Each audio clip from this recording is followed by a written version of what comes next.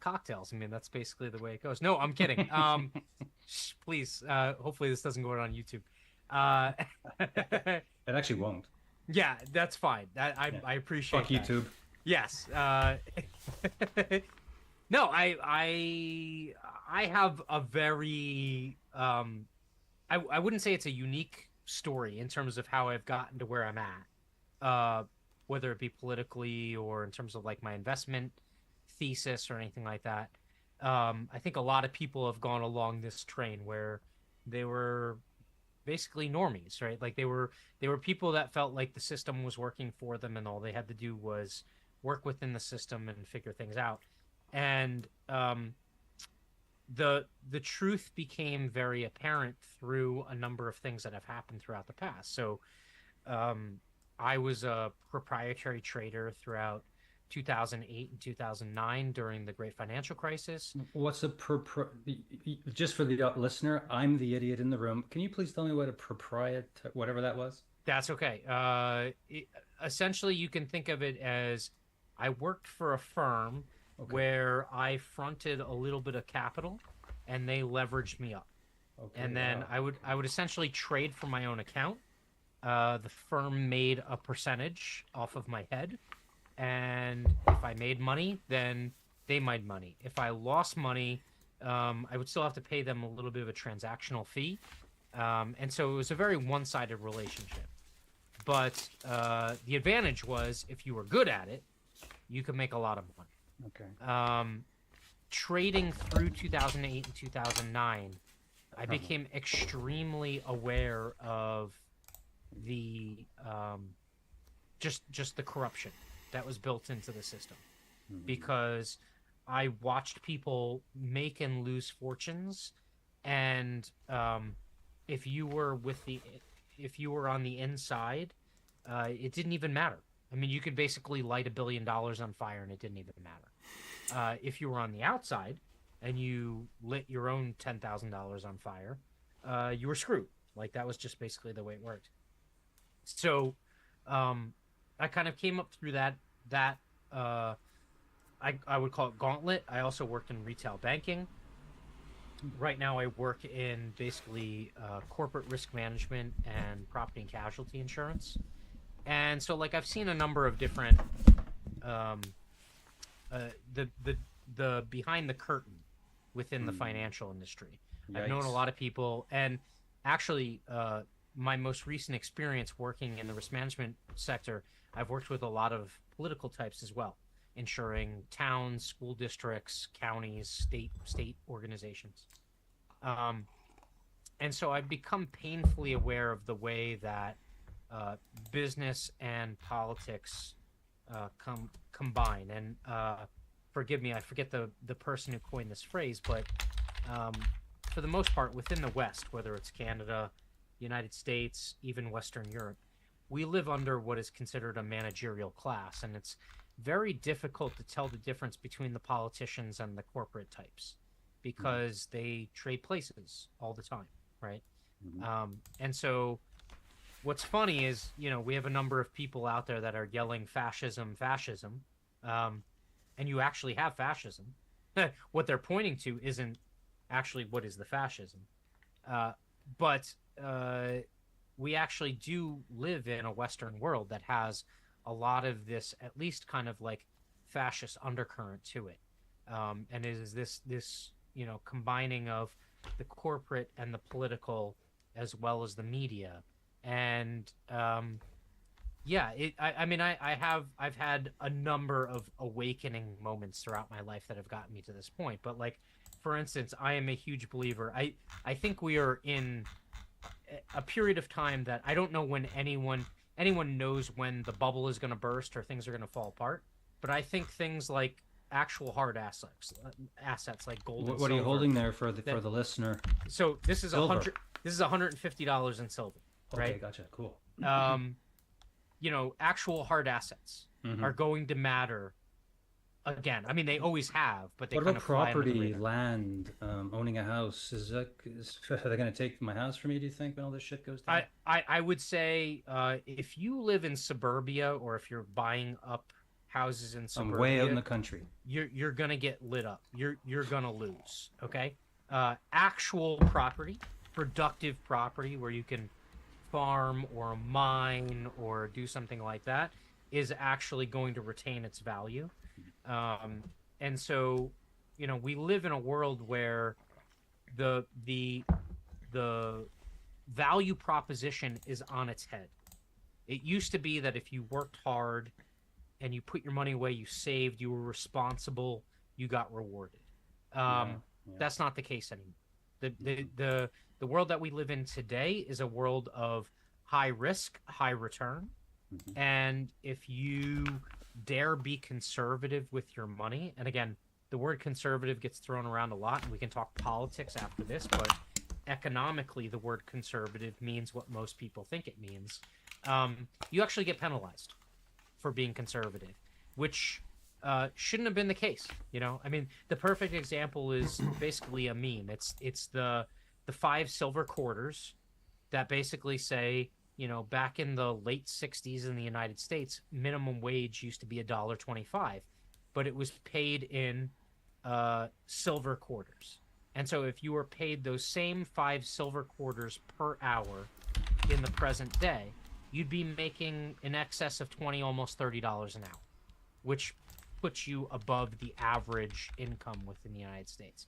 And just goes to show you how, it's basically pretty rudimentary decisions that have gotten us to where we are. But unfortunately, we put a lot of good money after bad in the West, chasing some of these things. So okay, so wow, you know a lot about this stuff. This is going to be an interesting chat. Okay, we're going to bring Francois in here in a second. What's your location, Matt? Because me and Francois, we're in the Maritimes of Canada. Francois is in New Brunswick. I'm in Nova Scotia. You're on the eastern seaboard too, but you're in the United States. Where? Yeah, I'm in one of maybe 5 states that are as close to socialist and authoritarian as the greater provinces of Canada are. I live in New Jersey. There's something about the East Coast and the West Coast of the United States. Like through the COVID scam, what in the hell? We can maybe look at that later, but I've been wondering it for 4 years and I haven't gotten an answer. But Nova Scotia, BC, crazy vaccine mandates, crazy tyranny. California, New York, same thing. Yeah. What is up there? But maybe it's something about money, trade, and all the money coming in and out of the ports. This is my only theory. Where there's money, there's corruption and shit. Francois, Francois is the president of the Libertarian Party of New Brunswick. Hey man, how are you? Get the red phone, turn the key simultaneously. I'm good. Thanks for having me. Yeah, nice to see you. Good to have you here. You're going to be a good head to have here for wherever this conversation is going to go. And for the record, we're sort of free flowing, but we're going to do some analysis of today's world, 2024 summer, heading into fall 2024. The United States there, Matthew, you guys have an interesting thing going on there called the selection. The election. What's going on with Donald Trump? Was that a fake assassination? Was that real? What do you think? What's the word on the ground in the United States on this bullshit? Man. We don't need to linger on this nonsense. I mean, we're libertarians and anarchists in the room here, so this is all bullshit to us, probably. Let's go. Yeah, granted, I have to lay the framework and let everyone who's listening or watching know that I think politics is basically a reality TV show, right?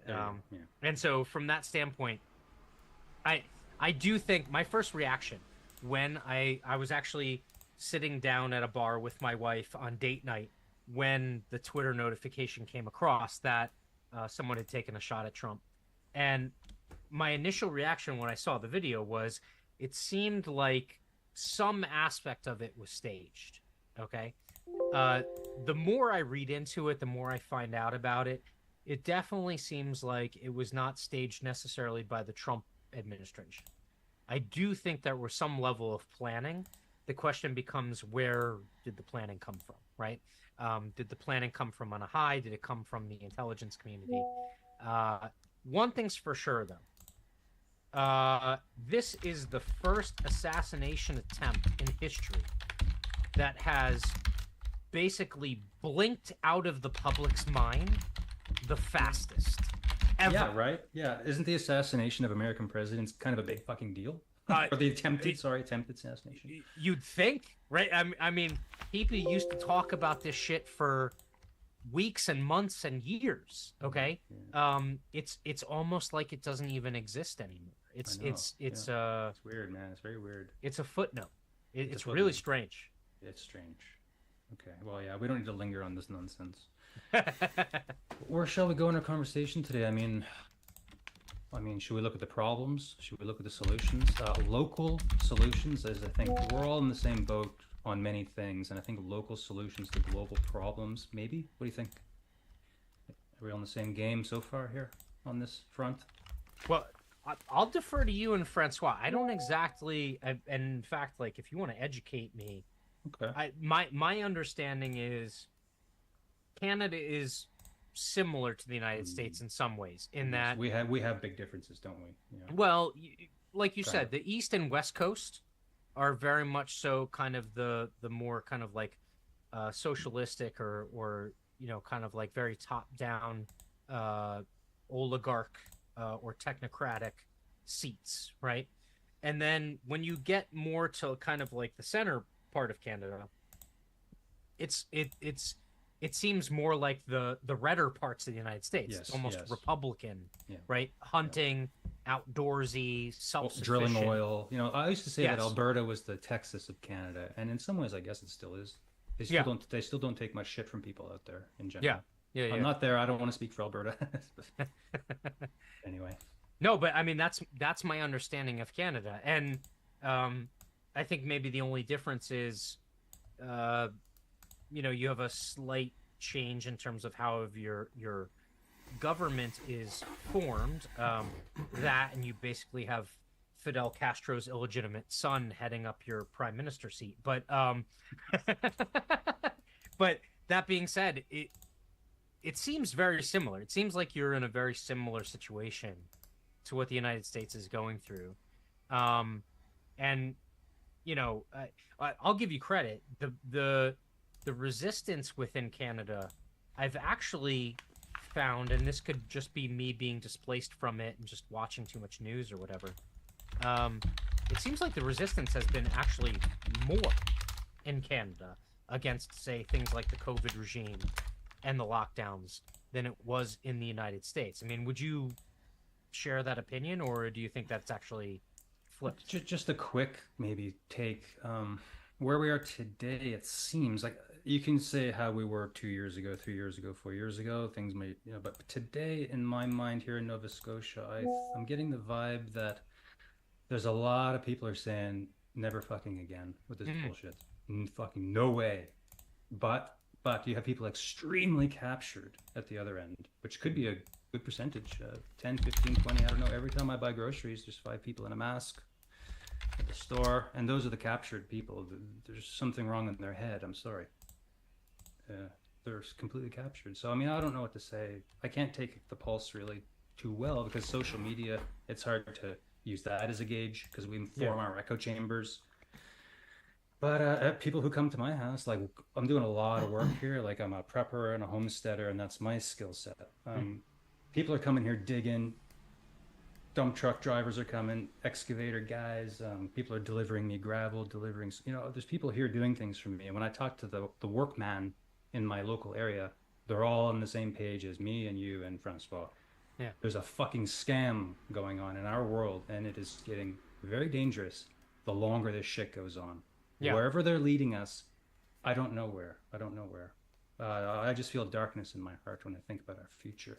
If something doesn't change. What do you think, Francois? You have any thoughts so far on where we're headed in this conversation? I think your sentiment is shared definitely here. The foot soldiers, or like the people that are actually doing the work, not that are being organized. Because the way I think of the government is really like a very expensive, very inefficient project manager. We have natural resources, we have the population, which is basically the human resources, and based on the projects that we want to see in our community, they are in charge of kind of organizing all of that to make it happen. and it just sucks. The results are just very, very poor. When you look at, let's say, the House of Commons and how they debate things, how they get things going, like literally not one Fortune 500 company in the world is run like this. No master problem solving entity or community is operating like this. The fact that we're not result based and we're popularity based is a huge problem. And this is what the people on the ground that are doing the actual work, that are being taxed to death, are saying, because to survive in our position, we actually need to be good. We actually need to be, we actually need to produce and like good, tangible results. And apparently they are shielded from that. And that's the scam. The scam is, well, hence the taxation is theft. Because look, if I'm forced to pay into a mediocre system, the output is actually mediocre. It's so expensive for what we're paying for. And if I don't pay into it, the same people that I paid all this time for, now you're going to come and you're going to send the guys with guns and the canine unit on me. So, and very conveniently, they can have the monopoly on violence when we have laws against monopoly. That's also fun. Anyway, so I'm a bit all over the place, but so far this is my sentiment on that. Let me ask you both a question. Why do you think that exists? Why do you think that dynamic exists where, like you said, there's a portion of the population who actually have to show up and do work in order to survive, and then there's this large portion of the population, I don't know if they're necessarily a majority, but this large portion of the population that exists and makes money and thrives despite the fact that they don't even really add any value. And if you actually do the calculation, they probably detract value, right? Like from the overall pie. Why do you think that exists? I think we haven't found a working model that has the level of comfort that we want and also matches the kind of I don't know, like I my feeling about this is, since the industrial age, the industrial revolution, things are going so fast that for anyone, even at an individual level, if you try to change a behavior in yourself, like you want to change your diet, you want to start working out, transitions are always really difficult. And I find that so many big technological and social and cultural advancement are happening at breakneck speed. I feel we don't have quite the time to actually adjust and go like, okay, like how are we going to organize ourselves now that we have this thing when there's a new fucking thing coming out like every year and a half. They're like, oh, the whole world is changing. We have this new break, and it's just like, but like, hold up, back then it started with the car is gonna replace the horse, and now you're gonna have more time, and it's gonna be wonderful, and we all work so much more. It's crazy. It's we're I don't know. I think we got to the point that we are in because there's so much that can capture our attention that it's hard for us to just collectively look at this one thing and like discuss it, flesh it out, make sure that we understand what everybody else kind of like understands, and like go issue per issue. I think the rapid state of the world today prevents us to actually take a step back and go like, okay, like how do we actually organize ourselves? Because we have, I had a wonderful experience here with someone from India that was flown here to fill a manual labor job, and not too far from here. It's like an IPL, it's plastic molding company. Mm-hmm. And it's in the mountains in Edmundston. And it's actually like, it's a warehouse, but it's actually beautiful. Like they have a huge bay window, and when you look outside, you see like as far as the eyes can see, like valleys and trees. It's wonderful. And I live New Brunswick is bilingual, but it's really like the East Coast is really French, and the rest of New Brunswick is really English. Yeah. So where I live, it's mostly French. So this Indian man who speaks very good English, he wants to practice his French.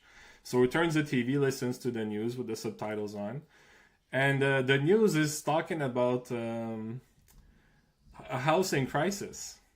So the guy comes back flabbergasted the next day at work, and he's like, where I'm from, like we're 8 in a small place. I look outside, there's concrete everywhere, there's people, cars, bikes, there's like it's packed, to the brim. And here you have land and lumber as far as the eye can see. It's true. And you guys are being told by the powers that be that there's a housing crisis. Are you guys stupid or what? and I loved this man's comment. We are mismanaging ourselves into the ground. Canada is a person dying of hunger in an all-you-can-eat buffet. It's so stupid what we're doing to ourselves. I don't understand it. There's no reason for anyone to, and I'm not going full communist, but hey, can we just agree that in our community here, homelessness is not a thing that we accept? Because what we observed is back when we used to think it was an acceptable thing, it turns out that when a human is in a state of scarcity, they are now in a survival state. And when you're in a survival state, you can't listen to the laws, and we generate criminals. Mm-hmm. So logically, if we want a peaceful society, we need to make sure that there's no scarcity. So let's not engineer it in the system that is built on the society. It's very simple. Look at the engineered scarcity. If you find any, destroy it at all costs. That would be my first order. Audit everything that we're doing, and if you find any trace of engineered scarcity, stop that. And the people responsible for these things, the equivalent of social housing, literally, hey, people, stop working. When you guys are going to work and generating stuff, your output is terrible. It creates slavery, it creates misery. Just go home, have a nice vacation. You can enjoy the other things. You create so much damage when we put you in power. It will pay for you to just do nothing. It's okay. Eventually, we need also systems that can accommodate to us growing sick, us growing old, because these things happen. So this whole everybody needs to perform all the time, it's kind of silly, because there's a point in our lives we're gonna be sick, things are gonna happen.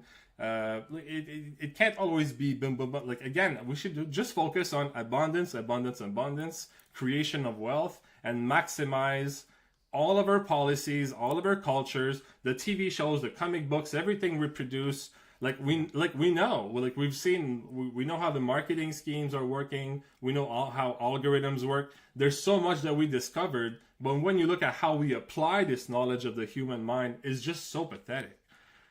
What we actually do, the things that we leverage, it's we could, with the knowledge that we have now, we could have immense positive output, especially with the resources that we have here. So Canada is just grossly, criminally mismanaged, and this is really what I want to see. But so let me weigh in here just for a sec, because I think I can add an interesting element here from sort of, you guys are really good at this sort of stuff, and I have to admit that I'm not a great analyzer of societies, how they operate, and the minutiae and the economies, as I told you before we started, but I do have an insightful, intuitive type of brain, and I do see what's going on around me, okay? And a few things came to my mind while you were speaking, and one thing is that you said we have lots of space here and lots of resources, and we absolutely do. Meanwhile, I have people telling me that there's too many people neighbors telling me that there's too many people on the planet. They're causing a catastrophe in the world because of their burning of their fossil fuels. And I have to say to them, do you know what Malthusianism is? and eugenics. But anyway, and also, like we have a lot of very unhealthy people mentally and physically and spiritually. These are also drains on the system, you could say, in some sense. And you were talking about like people need to focus at one thing at a time and just think about these things. But focusing these days with the information storm, I feel it myself since I started the podcast. I'm involved in monitoring the news channels and preparing for guests and digging into these issues deeper than I ever would want to. Because the podcast is about fighting the New World Order and the information war, and I'm doing my best. So, and the final thing I would say is that we're living in a crisis industry. It's an industry generating crisis after crisis after crisis. Why? I don't know, but Canada is incentivizing holes in our society to drag those people trying to succeed down, and that's called communism. And I don't know if I would not say this is a communist country, but I would say it's Marxism light, and we're headed to full-blown communism. Whenever the jackboots come out, I'll just throw all that in there, and I'll throw it back to Matt. Maybe, what are you thinking? No, you're echoing things that are, I think, common of most westernized countries. Whether it be Western Europe and what they're going through right now. I think a lot of people are watching the racial tension and the immigration issue that's happening in the UK and across Europe right now. I think a lot of people watched the trucker protests in Canada, and they saw what happened with that. I think a lot of people have seen the unrest that has happened in the United States over the last 3+ years. Things are coming to a head. Like what's really difficult is a lot of people have had their perception of reality blown out of the water within the last 4 years. And unfortunately, the easiest recourse is to fall into, what people would call the black pill. The idea that everything that they were sold through most of their life was it was an apparition. It was bullshit, right? And that there's no way out of it. And so I've battled with that myself. In 2021, like, not to get like super like emotional or anything like that, but like in 2021, my both of my in-laws died within 7 days of each other. And I make the distinction that they died with COVID, not because of COVID, because I believe the response to COVID worldwide was worse than what COVID actually was. And I kick myself every single day because we ordered things like ivermectin and hydroxychloroquine from Germany, and they got back ordered, and they arrived literally like 2 days after my mother-in-law passed away. And so those kinds of things are, they're not just mild inconveniences, right? Like, so throughout time, like whether, and forgive me, like I use, again, I'm going to use a lot of like American references because that's my point of reference. But the 1970s, right? Like, the gas lines and the Iran hostage crisis, and the university students that basically rose up in Iran and things like that, like, and Jimmy Carter and what he went through in the United States. I mean, sitting in a gas line paying extra money for gas is it's a fucking inconvenience. It's not like a material change to your life. It's annoying, but at the same time, it's not like a giant disturbance. Losing people in your life, seeing your livelihood threatened, seeing your children propagandized, or at the very least waking up to the fact that your children are being propagandized, all of these things are jarring. They're not just inconveniences. They're literally earthquakes that happen within your perception of what the world really is, and what I mean, if you want to buy into this idea of the Matrix, like, when you actually see these things happen, like, the world around you literally shakes and you begin to see the cracks. Okay. The issue I've had over the last couple of months and that I've had to come to grips with is I'm like you. I'm like, how does everyone not see this? How does everyone not feel this? And it's because most people just aren't keyed into it. They're just not tapped into it for one reason. That is a or another. powerful. And so there's a large portion of the population in most countries that just, they're not aware. And it's for various reasons, but they don't see it. They don't feel it. And like I was talking with my wife earlier today, and she's like, you know, I was asking her, I was doing the Socratic method, like, you know, well, how do you fix things, right? Like, what are you going to do? How are you going to do this? How are you going to do that? And she was like, well, we have to wake people up. And I said, well, what if those people don't want to wake up? And I think the answer is that throughout time, and it's not just in the present, like literally throughout multitudes of empires, there have been large portions of the population that literally don't want to wake up. They want to believe the fairy tale. And so that's always what's difficult. It's like, you know, you go to a pub or a bar or something like that, and you're having a drink with someone, and they come out with some ridiculous thing, right? Like they come out with some ridiculous, you know, political statement, or they read something or heard something somewhere. And in the back of your mind, you're like, how could you possibly believe that? The truth lies in the fact that a lot of those people, like, they legitimately believe it. Like, they're not like you and I, right? Like, they won't get on a podcast and put it out there and risk social backlash. I've invited people who would disagree with everything we're saying, and they constantly block me, say, no, I don't want to have this conversation. I invited some this woke pagan person with like 100,000 followers on Twitter. I was like, let's go. Like, you're posting all this mask shit. You got your she's posting that she got her 6th booster. I was like, let's talk about paganism and fucking the COVID.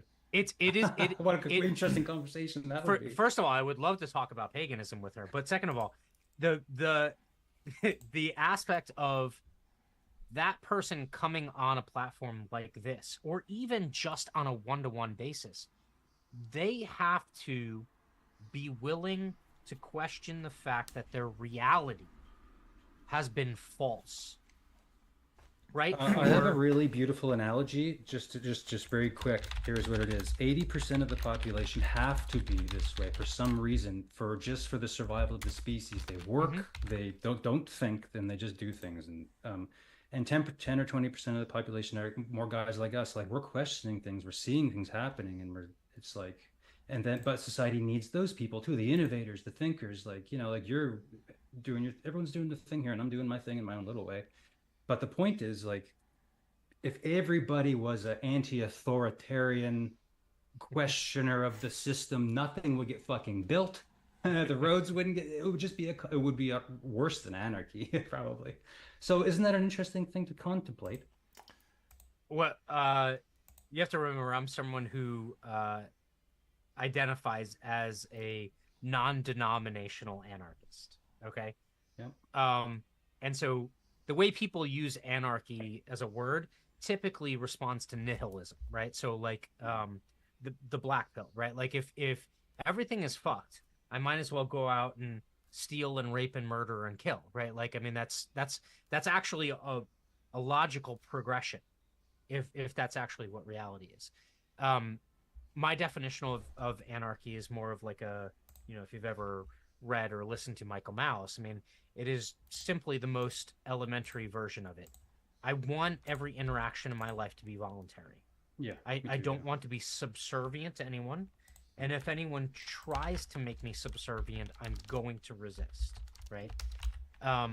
But so from that standpoint, yeah, I think like groups of people, whether it be small groups, whether it be counties, states, provinces, countries, they need leaders. But the issue is whether or not those leaders are installed from the standpoint of actually voluntarily buying into those leadership positions, or whether or not that's, like you said, Francois, like at the point of a gun, right? Like, should I pay taxes to this person or this person? Oh, well, this person is going to send thugs to your house with a gun if you don't pay.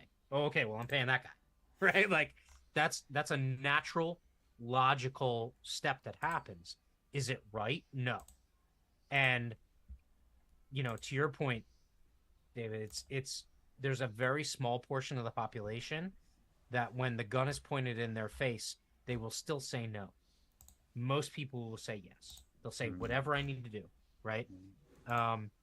And I think that's where I'm at. Like I'm at one of those places where it's like I've come to the understanding, and quite frankly, I think this is actually, we could talk about kind of like male-female dynamics as well, as three men within this Western society. The role of men has been completely, I don't know if I would use the word co-opted, but it's basically been ruined over the last probably like 4 or 5 decades. And really the role of men is to sacrifice.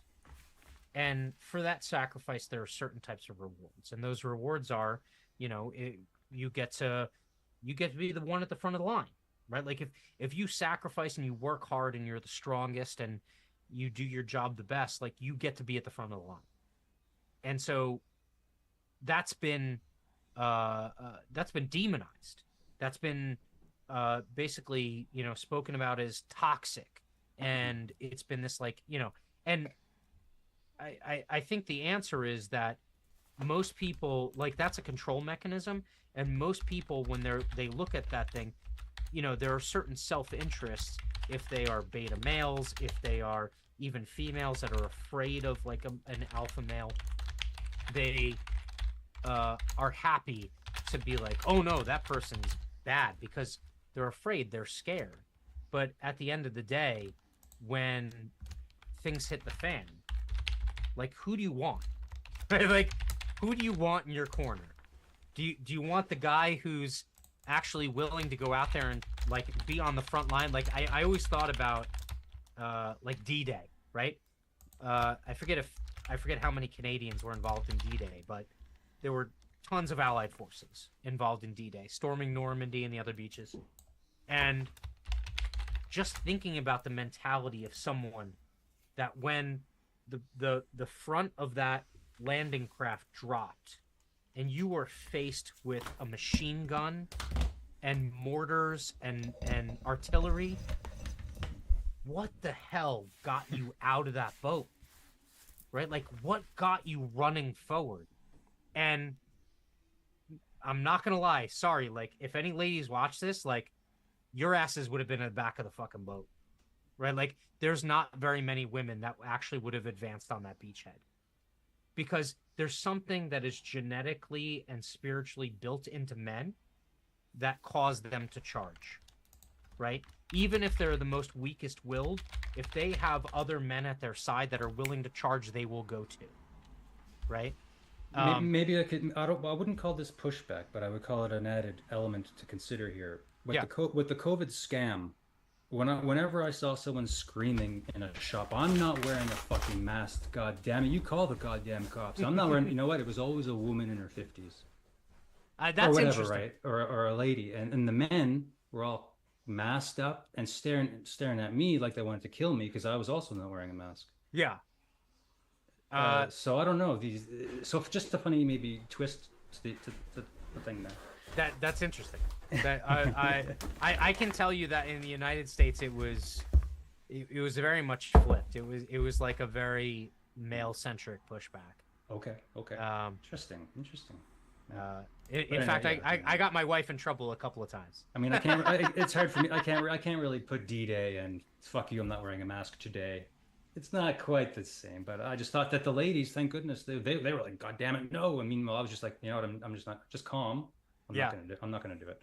I can tell you what, but, no. But hold on, like, let's see, 50-year-old women in Canada Oh, I hate to use that just a general brush like that, but that's just what I noticed. I'm doing some math. So like back okay, 1970s, like what was 1970s Canada like that they grew up in? I mean, especially if they came from more of the central area Farmers, of Canada, fisher right? women. I don't Yeah, know. I got to tell you, women on farms are a lot stronger than women that grows up in high-rise apartments. I'll tell you that much. The right? daughters of sailors are around here. Maybe Yes. that's what it was. There's a lot of swearing here. Yeah. Anyway. Give me a woman that can swear and drink a beer. That is. That's an aphrodisiac. To Nova Scotia. Well, Newfoundland is where to go actually if you want that particular thing. But anyway. Yeah. Well, it's good to have fun, you know. I mean, it's the end of the world, so what? You know what I mean? And you know, civilizations rise and fall. There's no way to stop it. I don't think there is. There's something bigger than us out there. Whatever.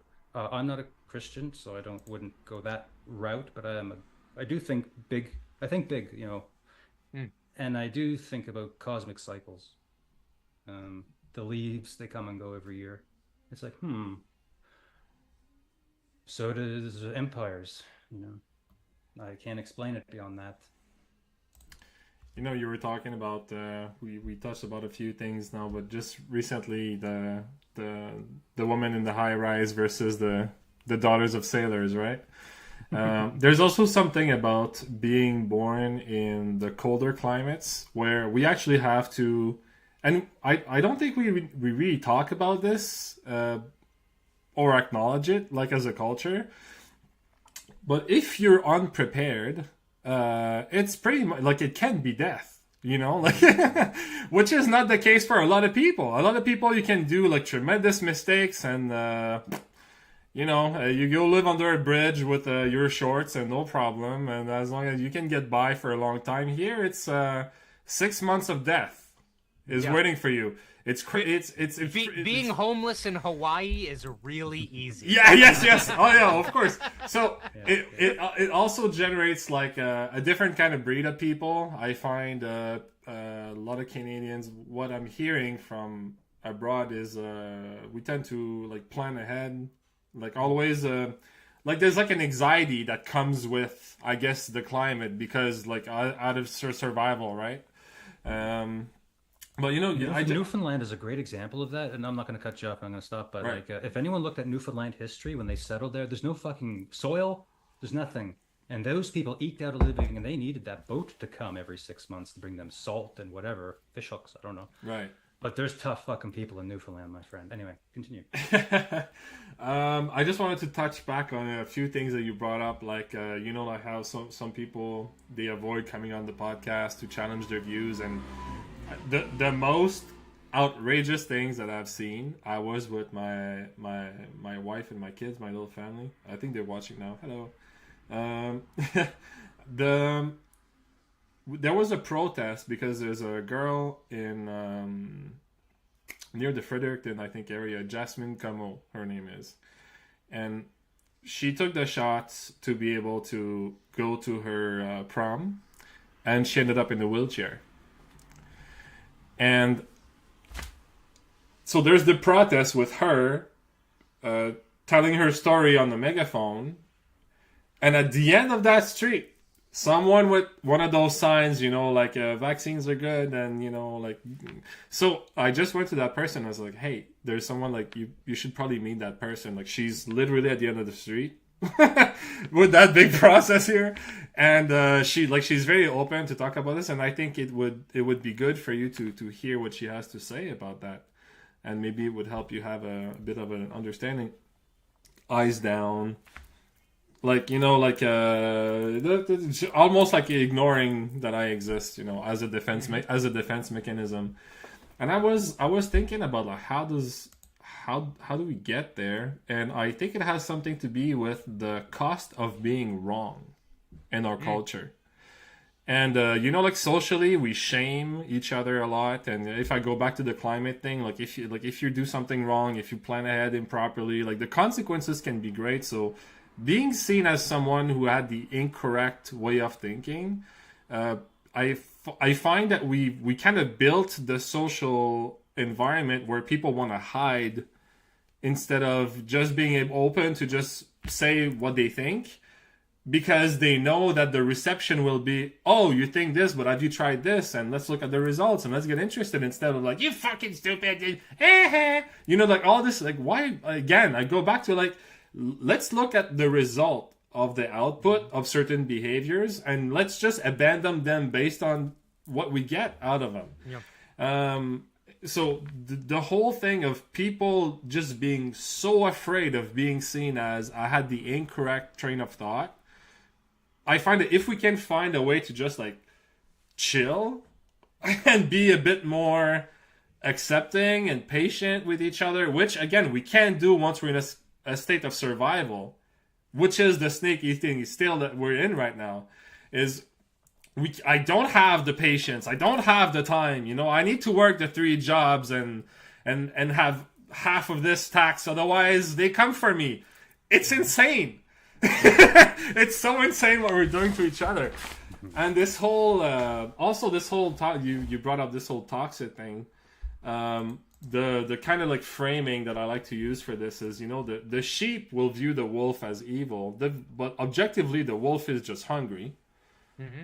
And it also happens to be stronger than the other thing made out of meat. You know, Mm-hmm. like if it met a stronger thing, then he would be eaten, because that thing is also hungry. And it's just like, this is just how things are. So I find the people screaming toxic, toxic are the same people who I find, this is a broad generalization, but of course I make the generalization based on my own personal experience. This is not a broad statement on society.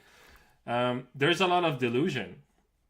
There's a lot of delusion, just like I do a bit of fighting, like Muay Thai, lumberjack production in Kedgewick. Shout out, excellent place.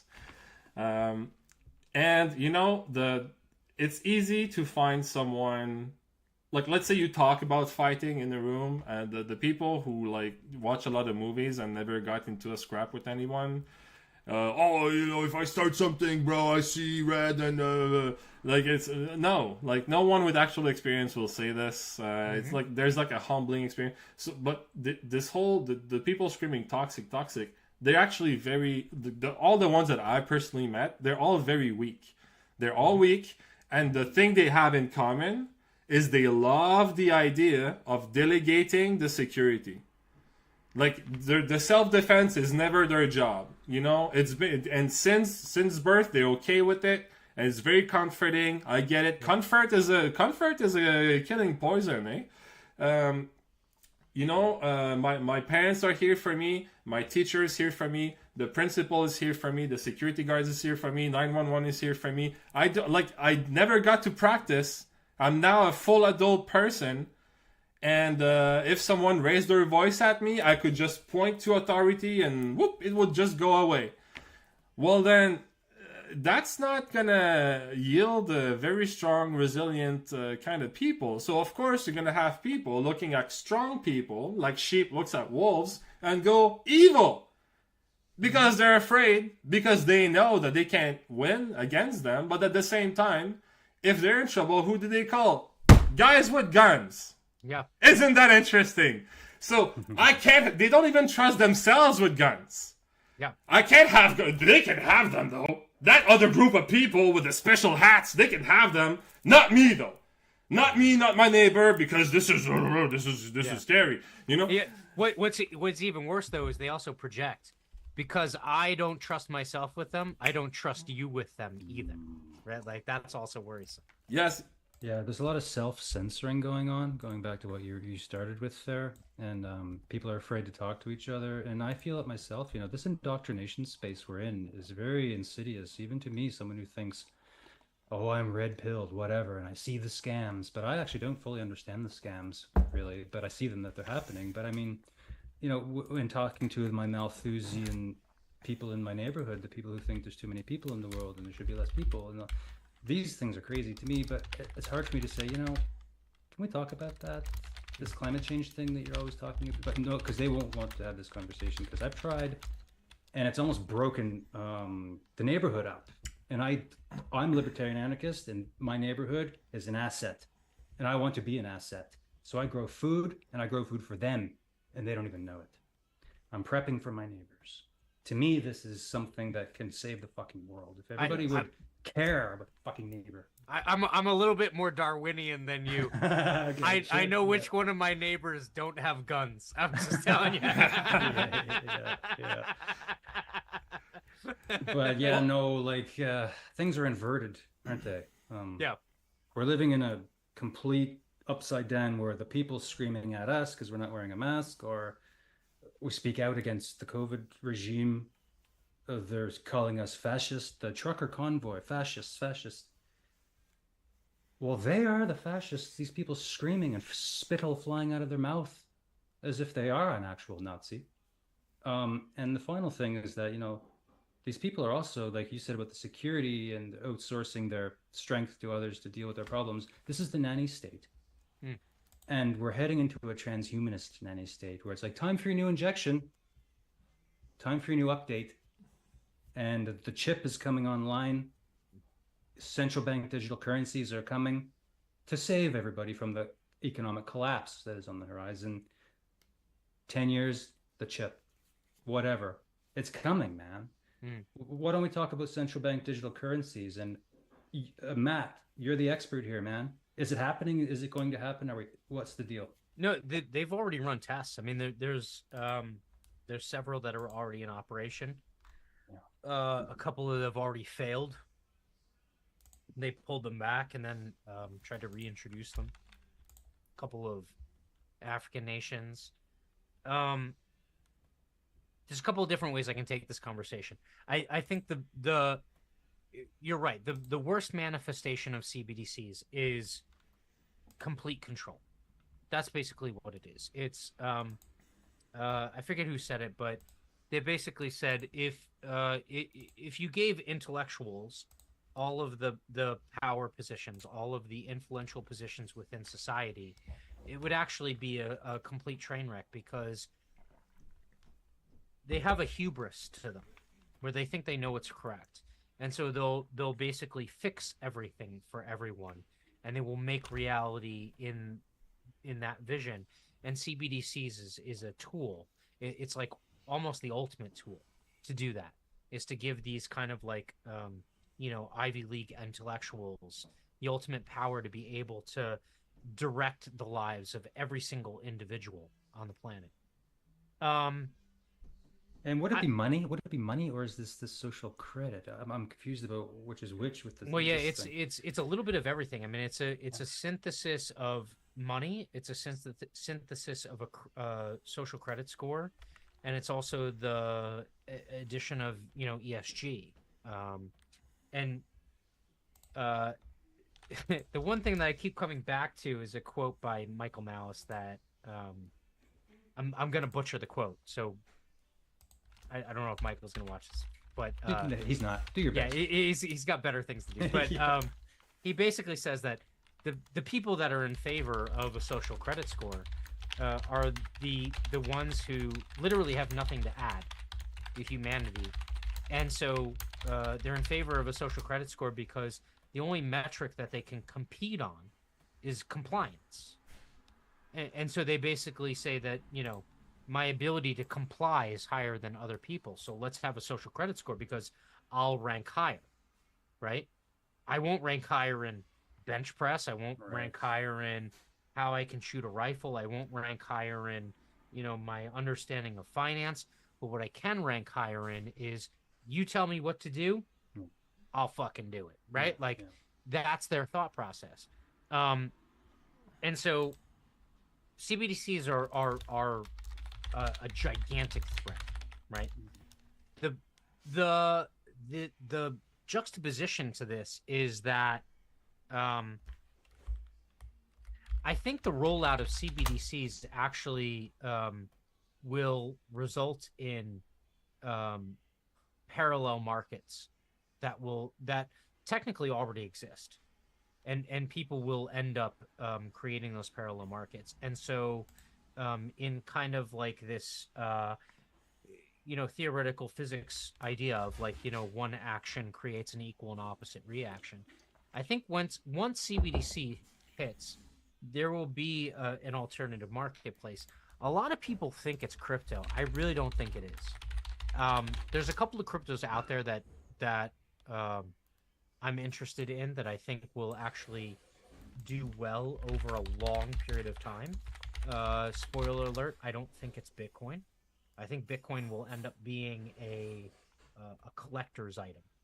I think it will be something where someone could say, like, they had the first, right? Mm-hmm. But ultimately, at the end of the day, I think there are other cryptos out there that will end up being more maybe transactional or have more use value. But really, I mean, when you look throughout history, the answer is it's always this. It's always this. Silver coin. He's holding up a silver coin. It's gold and silver. Yep. It's always gold and silver. The fall of the Roman Empire, the moment it started to happen and accelerate was the moment that they started to shave down I always screw up the pronunciation, dinar of the Roman Empire, right? The moment they started to shave down the silver ridges on the outside of the coins.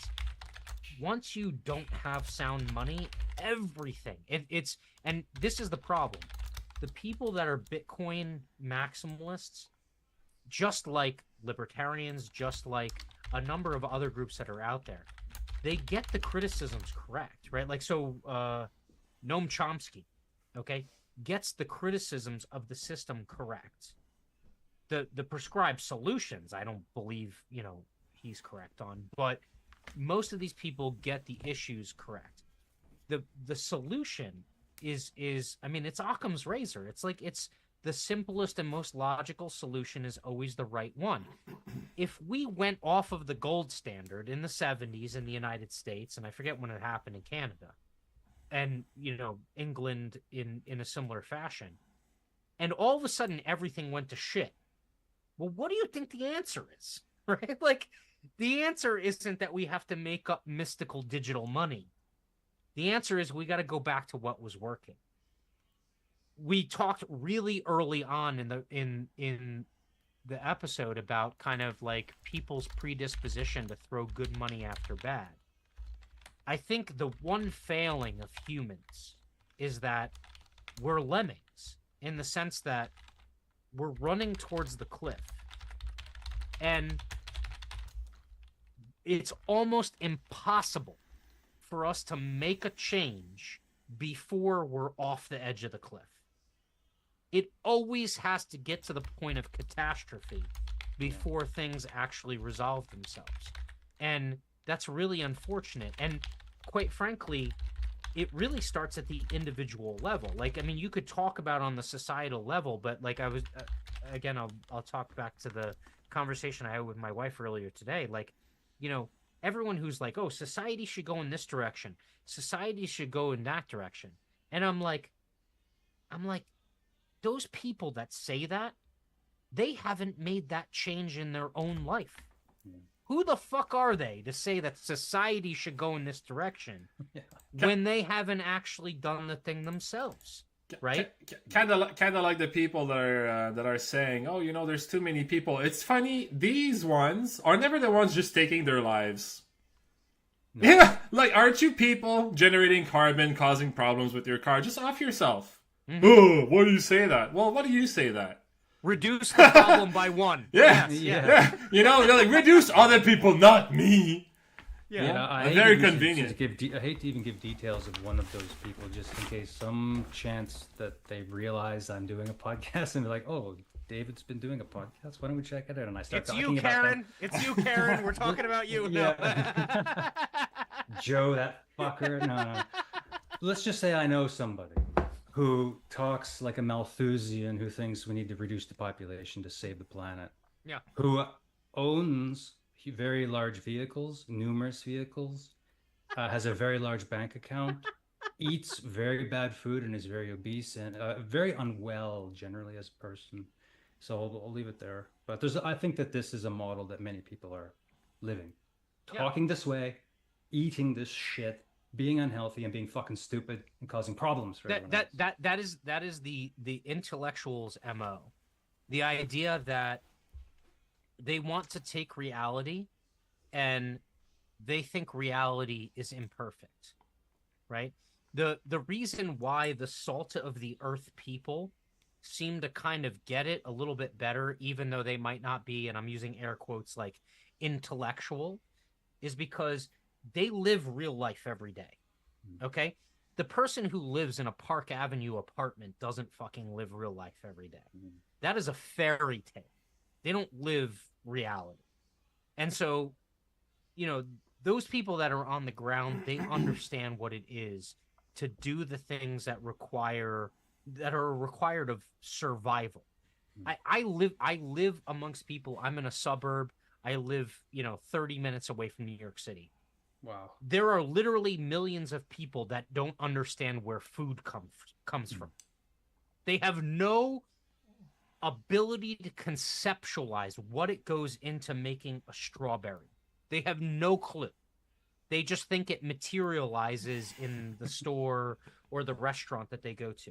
Okay. So you always have to keep that in mind. Like, who are you talking to? Right. And so, from that standpoint, it can be a big black pill because you're like, you know what? I'm never going to get through to these people. For me, it's actually a gigantic white pill because I'm like, you know what? I'm never going to get through to these people. Why do I fucking talk to them? Yeah. Like, why do I associate with them? Speaking I of shouldn't. your strawberry analogy is really Yeah. good, and I'll give you just one more about people I And know. strawberries are fantastic. Oh no, They'll yeah, grow. no. They'll grow anywhere. Like, Yeah. I love strawberries. They But grow anyway, in go my ahead. driveway. Yeah. I like that. There you go.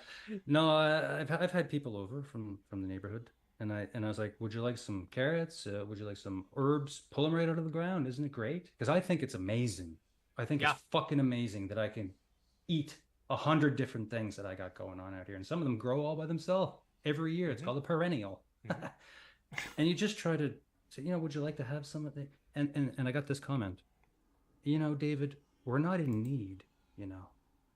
They have no appreciation. I was like, well, these herbs are fucking delicious. Have you ever had a fresh organic herb? It's $5 for this bushel, and this is $50 worth. God damn it! Do you see any value, flavor, health? It's grown local by your neighbor. There's so much value to this fucking leaf of lettuce here. Yeah. But instead they take the poverty mentality, which is something I've kind of coined. Poverty mentality. There's people who live in their heads as if they're penniless, but they have all kinds of money.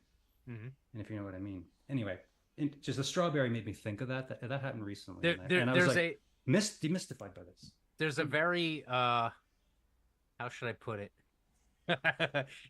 There's a very colorful phrase in American terminology about Okay. that. Okay. And it has to do with people that live in the inner city. Okay. And it has to do with uh thinking that you're much higher on the hog than you are, right? Like, having more than you actually do, or thinking that you should live above a certain level. What's funny is uh there's like I always draw relationships to like pop culture. And so, like, pop culture is great because you can see, if you track it throughout decades, you can see the changes in mentality, the changes. You can almost infer the changes in people that were watching these things while you're looking at some of these pop cultural things. And so, like Eminem in Christ, what's the movie? Was it the mile, 18 Mile? Or Yes, something? 8 Mile. Or 8 Mile. 8 Mile. Okay. 8 Mile. Yeah. In 8 Mile, like, and everyone knows Eminem's a gigantic lefty. He's come out talking about, Democrats and all this other stuff. But, it's funny. Is like, there's these moments where the truth actually breaks through, regardless of what your perspective is. And in the movie, he says, like, did you ever get the sense that, like, I need to stop living up here and start living down here, right? And that is an amazing freaking truth. That is an amazing truth that I wish actually resonated with him and resonated with the other people that follow him. It's like, the beauty of life is not a Ferrari. The beauty of life is not a Park Avenue apartment and filet mignon, right? Like, I see the beauty of life every single day, and it's in my 3 children. Right? There Like, you go. the simplest, most pure things in life, that's the beauty. And people have lost contact with that. because Perfect. And that's the carrot, the strawberry. This is the analogy. People who yes, are like, dude, yeah, a, I see you're offering me a bunch of a carrots here, but I don't fucking strawberry, need them. a strawberry is fucking beautiful. Imagine growing it, It's watching it beautiful. grow, waiting it for that perfect moment to be ripe, and thinking, I planted this 5 years ago, and these fucking things keep growing. It's amazing. It's amazing. Yeah. But no, it's not amazing. To a lot of people, it's fucking stupid. I'm wasting my goddamn time. Yeah. And I know that they think this about me. Some of these people around me. You should be like, they think I'm a Trump-loving doomsday prepper. A Trump lover? They told me that. They said, "Oh yeah, you're anti-vax, the Trump." You know, there's anyway. I'm not gonna go ahead. No, let me ask you and Francois. Like, what's your perspective? Like, being our cousins to the north. Okay, what's your perspective of the political back and forth? I mean, it's been going on since 2016, right? So what's your perspective on the Trump versus everyone else? I just think we share the same issue, that both our countries are basically ran by pirates. Lots of us happen to have been born on the ship, and it's been just normalized that we just need to do what we're told or walk the plank. And a lot of people are waking up to what's happening, and I think it's time to take back the ship if we don't like the rules of the captain. We are, again, both countries have suffered from the same problem, just gross mismanagement and too much comfort. Too much comfort in delegating the self-defense. Something that I like doing, I call it kind of like the Batman test, is I ask people, do you know about Batman? And a lot of people like overwhelmingly say yes. And I'm like, okay, can you tell me a little bit about like the universe? Like, do you remember like places or characters or like plots or anything? And sometimes like, yeah, like, like Gordon and Bane and all these other things. I'm like, okay, cool. If you call 911, can you name any of the 3 branches of first responders, any one person that would like come to your house and save you? And a lot of the time, people kind of go like, oh, no, So like we know, so that we know about the fictional places and the fictional characters that some guy made up in the basement and made a document like a cartoon about. We know so much about this, but the actual person who's going to come to you because you didn't, first off, you're not really well prepared, which is pretty much why you need to cry for help right now. And now when you do cry for help, you don't even know who the fuck is going to show up because you built no relationship with them. You don't care. You're busy watching Batman. The new Batman's out. Yeah. And it's this again, this focus on like, what are we focusing on? Where's our attention right now? It's on bullshit things. It makes no sense. We keep producing and we keep broadcasting things that makes no sense.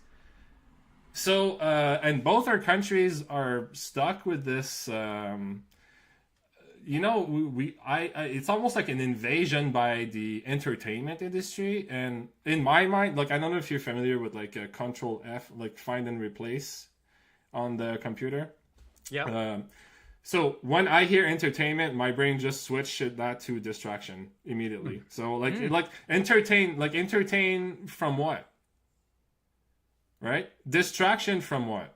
Yeah. Oh, yeah. Well, that's something to meditate on, right? It's been a problem for as long as I think I've lived. I'm 37, and the moment that we were told, hey, let's do a thing called taxation, and this is going to be temporary, and now we realize it's not temporary. And then when we ask, hey, how do we stop the whole? Because it was temporary, right? Like, how do we like? Let's pump. Where are the brakes? How do we stop this thing? And when you start asking that questions, you're suddenly wildly unpopular, and that's also a problem in both of our countries. So that's why I'm saying we both suffer from the same issues, that the thieves and the pillagers are in control, and they need to be recycled or thrown out, or I don't know. I'm not calling. Okay. I'm not calling for any violence. Yeah, exactly. This is good though. I'll pivot us to our outro and a solution to examination. So we're living in a police state. This is something that is here now. It was always something that was a concern when I was younger, and it was probably there already. But so regarding mutiny, I don't know. The Freedom Convoy was a very Berlin Wall moment. There could have been something there. The Emergencies Act once was called the War Measures Act. Those people had full reign to do whatever they wanted. And Hitler, when I forget what it was called, he did something similar and it just didn't go away. Okay. There's a divide in our society, worse than ever now. I call it the Covidian divide or the Great Schism. If there ever was a grassroots uprising, there would be a counter-revolutionary force coming with N95 masks and purple hair and their dicks cut off. They would come out in full force. And then the state would come with their jackboot. So we're really getting too close to history repeating in many ways if we did try a mutiny somehow. So this is going to bring us to libertarianism as the fucking solution. And the only one left to somehow detether, do-it-yourself solution. And I feel strongly about it because I am doing it. Yeah. I'm doing it. Yeah. I provide everything for my family, pretty much. My wife goes and makes money. Yes, she's a registered nurse. But she wasn't allowed to work for 2.5 years because of the longest COVID vaccine mandate in history, Nova Scotia. Although British Columbia broke the record for if they had it a few months longer. So we've been through it. And libertarianism is a solution. I feel strong. I feel empowered. I feel great. I don't give a fuck what happens. I'm ready. Because I feel strong and I feel healthy. And that's everything to me. And I got lots of food right here. If anything happens. To me, this is an anarchist libertarian attitude and in action doing what it means to be that. And of course, anarchism is, I'm not going to split hairs. I'm a Neolithic anarchist. I just want you to leave me the fuck alone. Fix the roads and I'll help pay for it. Okay, whatever. So anyway, libertarianism as a solution versus globalism. What do you think, guys? Is this our outro talk here? I mean, Francois is the president of a new political party right here in the Maritimes of Canada. So why don't you praise libertarianism for us or promote it or, you know what? And the last thing I'll say is the most downloads of my podcast come from your province. So you have the ear of your people. Oh, that's beautiful to hear. You have an hour and a half, Francois. Go ahead. Go ahead. I'm going to go to bed. You take over. That's beautiful to hear. And also, just what you said about yourself and how you feel about yourself and how strongly you feel in your healthy body and and the value of what you provide. 46 years old, baby. There you go. I think this is what needs to be promoted. It's that lifestyle. And this is what I've been trying to introduce people to. So basically what I started here with a movement called the Freedom Fighters. I know it's a pretty common name. So there's a different group in the States, but out here in the Maritimes. It's basically a group of vets. And what I do is I look at what are their skill sets. And I make little classes and we put them on Marketplace and we make little events on Facebook. And let's say if you're going to grow, I don't know, like you're prepping the ground for gardening. Well, if I don't know how the fuck to do that, of course there's YouTube videos and whatever, but it's never like knowing someone, doing the thing, asking questions, having this, like the actual experience, right? And there's so much value in these moments. And I find like another libertarian thing to do would be for people to realize that the things that you do, hey, you, if you're watching, the things you do every day. Some people just like someone can go pay someone and go in their basement to learn how to play guitar. You can teach gardening. You can teach programming. You can teach plumbing, anything you want, anything you're good at. There's someone out there who wishes to have this skill and there's no school for them.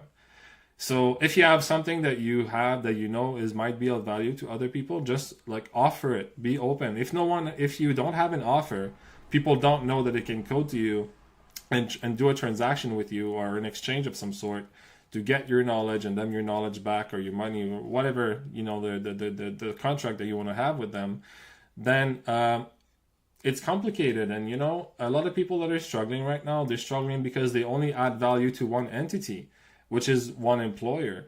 But when you start offering your skills to other people, kind of like a freelancer, you can start on the side, you know. But now you're opening yourself up to add value to multiple people, you know. And now you can decide, okay, maybe I can do one-on-one, or what happens if I have two people at the same time? Can I manage this? And now you're adding, and now with the same amount of time, now you're adding the value, which is what you're passionate about, to two people instead of one. And now very quickly you can replace an income like a low wage income, like a job as a cashier, just teaching other people what you love how to do. There's something that I do sometimes also is like older people that struggle with technology, because that's also a problem, is access to information. If an entire portion of the population is only getting their information through, which is also a question I love to ask people when they make strong statements. I'm like, oh, this is very interesting. Where did you, like, what did you learn from that? Because I always try to come in from an angle of curiosity, because I'm always, I noticed very early on in life, if someone perceives me as a friend, it's very frictionless, everything else that I want to do with them. And the moment that I'm like opposition, or they perceive me as opposition, the guard is up, right? So what I like to do, and most people love to talk about themselves. Most people love to feel like, oh, I'm paying attention to you. So and honestly, I firmly believe that I don't have all the answers. If you see something that I don't see, if you see the world so widely differently, then that's good news for me, because maybe I get to challenge my worldview using your lens. Maybe you can see things that I don't see, so you can help me with my blind spots. So I see almost inherent value in most people that I meet. So it's not like manipulative or anything. Like, it's from a genuine place of curiosity. And often I hear, like, the newspaper or the radio and this and that, and then I say, and I have I have links and stuff that I can send to people. I was on CBC at some point, and there's a lot that they left out. A lot of very important content of this interview that they did that they left out. So I share that with them. Like, I used to watch the news too, and then once I was on the news and they were in my house and they filmed me say all the things. And then when I watched myself, the best part wasn't even in there. Like the part where I actually give people a solution, and they just kept the doom and gloom. So then I started questioning. They filmed an hour and they gave you 30 seconds. Yes, like almost guaranteed. But that's fine, because that's their format, and their format is poor. You know. But also, like, out of this 30-second segment that you chose to show, instead of showing the solution to the thing that you want to talk about, which was my idea, you just add a clip of a guy just basically confirming, yes, there's a problem, I agree with you, and it adds nothing. So the moment that I had this experience, now I'm very comfortable sharing with other people, hey, I used to also trust the news, and then I was on it, and then it made me start questioning, what am I actually getting? Because when I know what I said, right? And the most important part wasn't on it, so what else is there? And then I started looking into it, and now I can talk about, this is how I research news. And are you interested in learning how to research news? And then I guess a yes or no. But usually when we go from there, people are usually pretty calm and pretty open, because I'm basically they see me as trying to empower them, which is honestly what I'm trying to do. Because like you said, I think about the well-being of my neighbor, because if I only think about myself and I only prep for myself, well, then what's going to happen? Once shit hits the fan, if no one is prepared, if no one is strong, then it's a zombie apocalypse, and I'm the beacon, basically, of like, hey, this guy never gets out of his house. Like, there must be, like, food or something in there. So, like, I obviously, like, I want my neighbor to be good, and I want his neighbor to be good. And like you said, David, like, if everybody had your mentality, and like, you produce enough for your family, so if the next people produce enough for a family, but they're single, and everybody's doing this, then, like, no one's going hungry, and it's not even difficult, you know. Like, we can be on autopilot. So sorry, I went a little bit off the far end, but like, I think that your lifestyle and the way that you're doing it, and I'll be frank, like, I'm deep into tech, and I want out. I lived in the countryside I worked a lot on the sugar shack with my dad, doing maple syrup processing and all this stuff. And it was like, as a kid, it was hard. Canadians. Yeah, as a kid, it was hard. I mean, like I was like 12, 13, and I was on the snowmobile with the BB gun, and I needed to shoot squirrels. And I got stuck once. I thought I was gonna die there. I got stuck in the woods for like 4 hours by myself. But like I miss it. I deeply miss it. Like I look at all the hours I spend on my screen, and it doesn't matter the amount of people that say, "Oh, thank you, you helped me with this and that." It doesn't feel as fulfilling. So I really want to go back to this. So I'm actually looking up to people that are doing what you're doing, David. That's why I'm trying to build bridges to people like me who really want to learn from mentors and masters. Because if someone is interested in learning this stuff and you look at the public system, well, where do you go? There's no offering. No one is raising their hands and saying, hey, yeah, I'll be the gardening school in my area. If no one does that, then no one picks it up, and then that thing that sparks just never becomes a flame, right? But the moment that people can understand that what I'm interested in, my passion, what I really want to communicate to other people, if you just think of yourself that it doesn't matter that you now have a diploma, it doesn't matter that you're not recognized by a third-party school. Like I guarantee, again with the fighting analogy, I guarantee you a yellow belt can teach a white belt.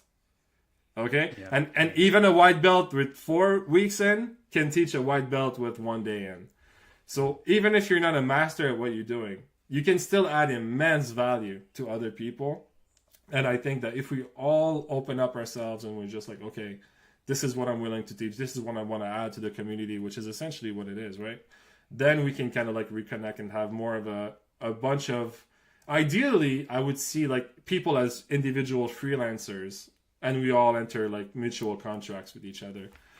I think that if we can facilitate that, which is, if we're going back to money, this is what, gold, silver, and the CBDC, I think is ultimately what they're trying to do. When you look at Equifax, like the credit score and all these things, what we're trying to accomplish as a society is that if I don't know you, because if you look at a small community, it's easy. If everybody knows one another, I know who's trustworthy, who's not trustworthy, because we have reputation. But when you have a huge scale, now you lose track of reputation because you don't know anybody. So then what do? Well, let's come up with a way to kind of like track reliability. Like, oh, this guy borrowed money from me, but he didn't pay back on time, so he's going to have a lower score. Why not? And now we can check that guy's score to find out if he's reliable. Like, I don't know you from a hole in the wall, and people can lie. But apparently now we have this thing. So the social credit system, all this, I understand them as logical response to real social problems that we have. It's the application, and again, the punishing. We have such a punishing, relentless, ruthless kind of way to be with each other. And I find, like, I'm not sure if the problem is that we're on the fence on this. Like, are we just, if we're going to accept that we don't want certain behaviors, then just eradicate the people having these behaviors. And then culturally, then, like, this is kind of like eugenics, But, like, culturally, right? If this is what we want to do, then let's go and do that. This whole, like, on the fence kind of stuff, it doesn't work. Look at all the chaos it creates. If you want to eradicate a bunch of people, go ahead and eradicate them. But if you don't like this idea, and you would like to be included, and even though, like, maybe sometimes you can have a mental illness, you can fall sick in it, and now you don't want people to look at you and like, oh, call the weak, and you would like to be, live a good life and be with your family and live in peace. Well, are we setting ourselves up this way, like culturally, financially? Like, we need to start looking at our behavior and our output and just be really, like, detached emotionally from it. And just go like, okay, where do we want to go as a society? And what should we be doing to achieve these results? And that's why I disagree with it. Even becoming a political party, I violently disagree with that. We are it because it provides us with special legislative privileges, which is really funny. So I need to talk about the scheme, basically, also. Right. So, like, I'm gonna plug it really quickly. Yeah, sure. We need as solar generators. That's what we need. right, Yeah, we'll get a scheme we're gonna plug. yeah. So as a political party in Canada, when you are not in an election period, you can give gift when you receive a donation. And most parties are doing like, you know, like a little merch thing, a pen or whatever. But then when we ask election in Brunswick, like, is there like a price limit on the gift? And they said no. Then I was like, huh, are you sure? That doesn't seem right. But I said no, there's no limit. So then we floated Keith started floating the idea of like smaller kind of price items, but we just scaled it up. So basically the scheme is people who want to, let's say, buy a generator, that's $200. Well, your $200, when you donate to a party, you get 75% back when you do your taxes. So now instead of just donating to a party, the generator is $180. So now you buy the generator from us with a $200 donation, and we get $20 to help us investigate the system and expose what it's doing and find nice little loopholes like the one that we just did. And then you get the generator at 75% off. This is brilliant. Yeah, thank you. No, it's in my mind. I'm thinking this is fucking brilliant. And then we can boast and flex and say, look, we're a handful of guys with full-time jobs in butt-fuck nowhere. We don't need to be elected, and we're already providing value.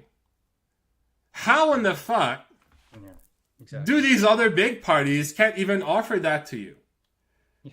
Like we looked at it, and it wasn't even difficult. It was like, oh yeah, like we can do this to give people back. Like we can basically Robin Hood tax money back to people this way.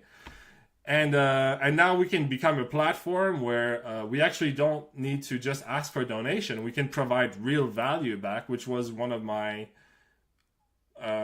base principle is I want to make sure that the party provides actual, real, tangible value at all time.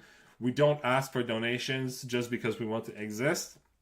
I want the people to see that we can generate money with no electoral power. To have them start questioning the people that have electoral power. How come we give you all this tax money and I get barely anything back from you? And these guys, you know, like they're brand new. They're not running. They're not winning anything, but they provide all this value. Yeah. And by the way, the people that can buy stuff through the website to get that tax, they don't need to be from New Brunswick. We can help all of Canada save all this money. Wow. It's very like I'm learning a lot of insane things about how the political system is ran, but honestly I really just want it to be a nonprofit because there's so many stupid electoral rules. It's obviously just there to play gatekeeping, and that's also something that we're using as content. TC is recording all of his interactions with them, all the emails, all the phone calls. When he goes on site, he's got like glasses that are recording. Like we can make like a documentary out of that after, kind of like exposing the like, hey, if you were wondering how the political system worked, well, here's how we created a party from scratch and all the stupid things that happened to us on the way there. That sounds interesting. Yeah. I spoke a lot. So about the scheme, yeah. So that's interesting. Let's just put it into like a simple framework. You give the Libertarian Party of New Brunswick money, X amount. Yeah. You get 75% of it back. Plus, you get a solar generator, so you can survive the coming economic collapse. Right. Well, there's a bunch of like God. We no have brainer. We have med kits. We have a bunch of other stuff. But now we're realizing that we can help local businesses sell stuff through us. Like we have a local still dealer, chainsaws, and I was like, why would you go? You said still, and I was like, yeah, corn liquor? What? The chainsaws, and basically now your I don't know, like your $200-300 chainsaw, you get a lot of it back, and you encourage a party that is basically saying F the government. So you encourage something that you believe in. You know that we're going to fight for you. We're already providing you value. And we can actually get feedback from the community. And if they say, hey, this is what we want to see on the store, then we can ask them, well, who's a local provider that you want to encourage? We can contact that local provider.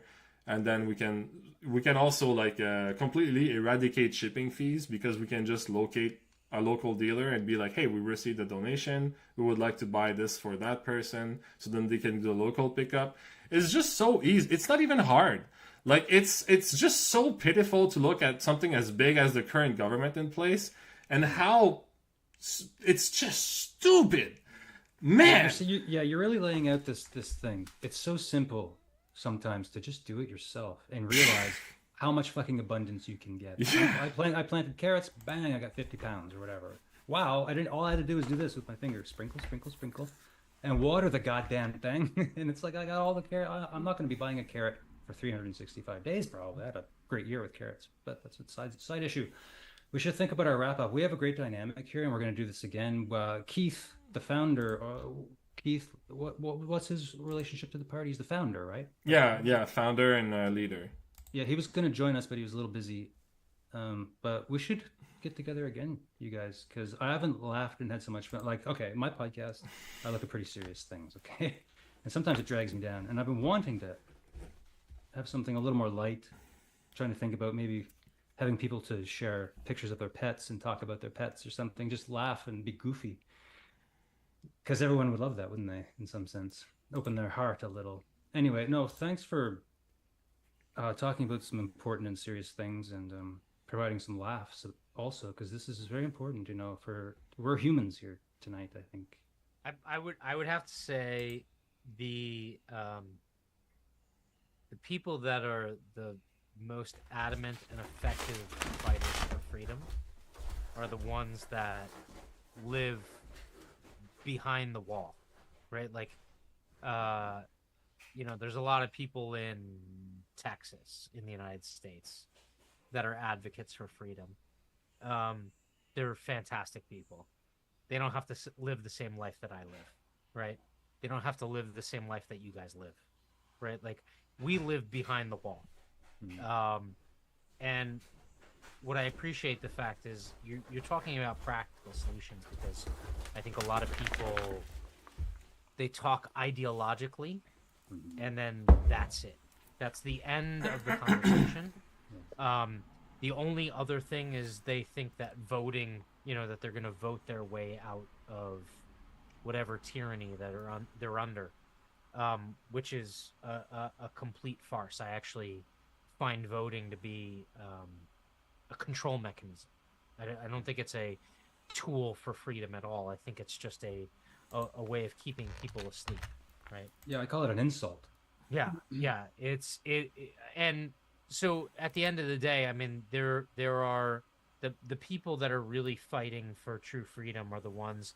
I can't recommend it enough. There's two books I want to recommend. One of which was, if you haven't read The American Experiment by Sal Mayweather. Hold on. Yeah, no, I saw it there. You were good there. Hold on. When you first held it up, it was perfect. There it is. Oh, wait. This is blurry. Like, yeah. Freaking Google and Zoom are taking care of me. Yeah, The American Experiment by Sal Mayweather. It's basically an untold, like, American history, which is absolutely fantastic. And then if you haven't read The White Pill by Michael Malice, it's absolutely fantastic. They talk about freedom fighters behind the enemy lines. And unfortunately, I think most people that are fighting for freedom nowadays are behind enemy lines. There's no real, bellwether or, symbolic country or state that's fighting for freedom. I think it's mostly individuals that are scattered around. And, both of you are perfect examples of that. If I were to recommend a third book, it would be Rules for Radicals by Saul Alinsky. It is a leftist book, but it is a book that teaches you tactics that the leftists use to their own devices. And if you can leverage them yourself, and a perfect example being, leveraging tax and donation laws and things like that to get people something of use at the same time that you're able to bring them information and exposure to freedom and liberty and that kind of lifestyle. That's a perfect example of using the system against itself. I consider myself a non-denominational anarchist, but there are aspects of agorism that appeal to me, and those aspects are when the regime is super oppressive. There are still people that are working the black and the gray markets, right? And behind enemy, like I said, behind enemy lines, those are the greatest freedom fighters. Those are the ones that absolutely understand the playing field, they understand the risks, and they understand the rewards. And so I'm all in. You want to have me on another day? Absolutely fantastic. I love the conversation, and hopefully people got something out of it.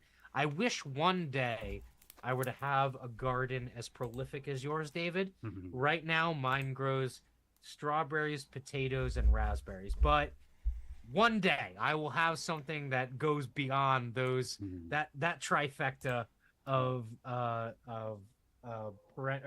perennials, but that trifecta of plants that I'm growing. But no, I want to say thank you. I appreciate having me on and the time and the energy. So no, it's absolutely awesome. I would actually love to talk spirituality with you guys because I think that's another sort of my area. That's another area I think we definitely need to dig into, because as much as there is a authoritarian versus freedom or liberty war going on, I think in concert with it or even underneath it, I think there is a spiritual good versus evil that's going on right now. Yes. And we could definitely dig into that in the future. Yeah. Wow. There's a can of worms that we've just opened. Not just one, but many, including the word agorism, which is would be my label I could give myself. When I say Neolithic anarchist, what I really mean is agorist. Yeah. Anyway, we can't open these cans. That's why we got to do it again. This is part one. We're gonna have part two. Hopefully Keith will come. He's the mastermind of this. He actually was the one who said, let's do a podcast and bring in some people and get involved in the types of things we've been involved in here tonight. But we got to stop. We got to end. Got to do the obligatory subscribe, like, follow. Oh, subscribe, smash that bell. Smash it. Yeah, no, I don't know. Like I said, I'm a little underground. I posted on Twitter, and I'm trying to get better. I'm trying to learn how to live stream on my Rumble channel. I got a Rumble channel. Anyway, There's going to be links in the show notes. You guys send me links that you would like me to put, anything. And I know Matt's got the channel, so you could go ahead and plug your channel if you'd like, or whatever. Yeah, no, I've taken a little bit of pause. I'm about to start writing again on my Substack, so it's anarchistinvestor.substack.com. And then it'll be in the show notes. Yep, and then anyone else can follow. My wife and I, we do as much as we can a weekly podcast that's basically shot live. It's Ungovernable. So if you look up Ungovernable Pod or Ungovernable Podcast on YouTube, Rumble, various channels, you can find us. We talk spirituality. We talk all kinds of crazy stuff. We had a guy come on who chases ghosts, and he was all about Bigfoot and stuff like that. I want to do a cryptids show. We've talked about portals. We've talked about Jungian psychology. We've talked about all kinds of stuff. I gotta be honest, we didn't even get into it, but I think something that's really maybe a huge white pill into the future is the fact that I think in the present we've unlocked a psychological revolution that not many people have fully understood the ramifications of. And so as we move forward as a community, and we may go through a really shitty dark age in the meantime. I think we will. I think this is where spirituality comes in, because I'm going to plug a book too. Go The for it. Gulag Archipelago. Yes. By Alexander Solzhenitsyn. And he says very clearly in that fucking gulag where he was for 8 years for saying the wrong thing, Mm-hmm. the people who held them, like people turned into fucking animals. You get 1 ounce of oatmeal 3 times a day, whatever. They would be fighting over it in the fucking breakfast room. And he's like, this place is driving me crazy. There's bugs all over me. This is hell on earth. We're worked to death, literally. Mm-hmm. But there were some people who kept their integrity, and he couldn't believe it. The priests, the religious people who they threw in the fucking gulags too, because communism hates religion. Those people had so much dignity, and he was like, God damn it. And by the time he left there, he was a completely revolutionized man spiritually and psychologically. He was a bastard when he went in there. Yep. He was a soldier and a killer.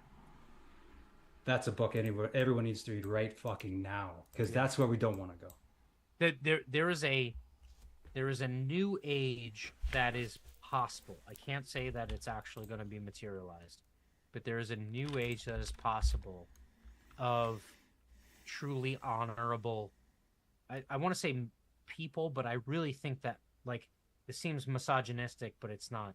I really think that honorable men will open up that gateway into the future, and I think that there will be a gigantic spiritual component of that, and it won't necessarily just be, say, like, one religion that necessarily unlocks that. It's simply this idea of honor and this idea of what it is to embrace the sacred masculine energy to get into that, because we're gonna need it, because what dominates us right now requires it. Yeah, I refer to it often as humanity versus inhumanity, and this is the transhumanist thing, and we got to stop opening cans of worms here, guys. But we're gonna open all of these fucking cans of worms again next time, and we'll talk about it offline, and we'll figure it out. We'll get together again soon. Very soon. Okay, ladies and gentlemen, from the Freedom Conversation podcast with Francois of the Libertarian Party of New Brunswick, Canada, and Matthew Struck, the Anarchist investor from, was it New Jersey?